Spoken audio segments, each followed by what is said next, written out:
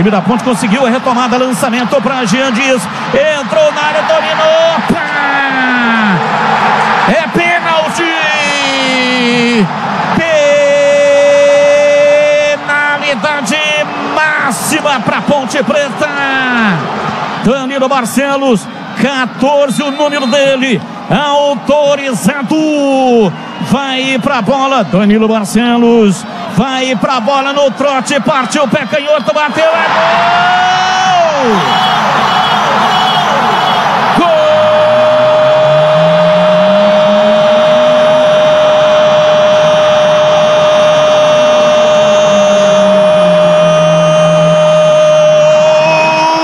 Da Ponte!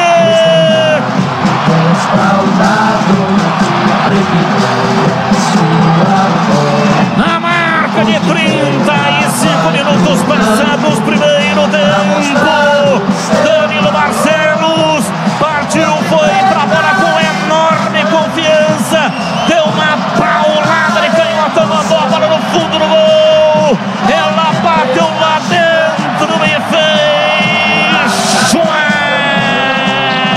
a bola gosta de rede, é de rede que a bola gosta.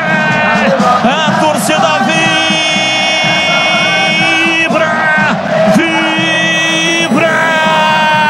da pele até o osso, aqui no lendário estádio Moisés Lucarelli, que vai à loucura, estremece o majestoso, emoção pura, emoção que contagia.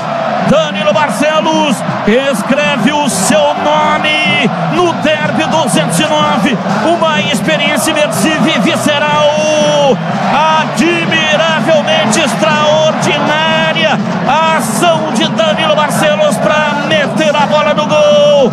A macaca abre o placar do jogo, Ponte Preta com Danilo Barcelos.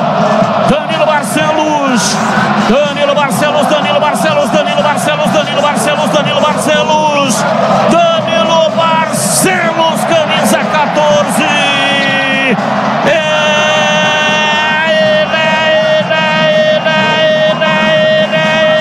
Ele, o autor do gol, abre o placar do jogo no majestoso.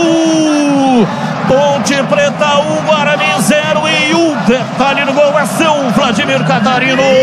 Linda cobrança do Danilo Barcelos, né? Quem disse que não há golaço em cobrança de pênalti? Ele buscou o ângulo do goleiro Gabriel Mesquita, que pulou no canto oposto, sequer viu a cor da bola. Explosão do torcedor ponte pretano, a macaca tá na frente 1-0.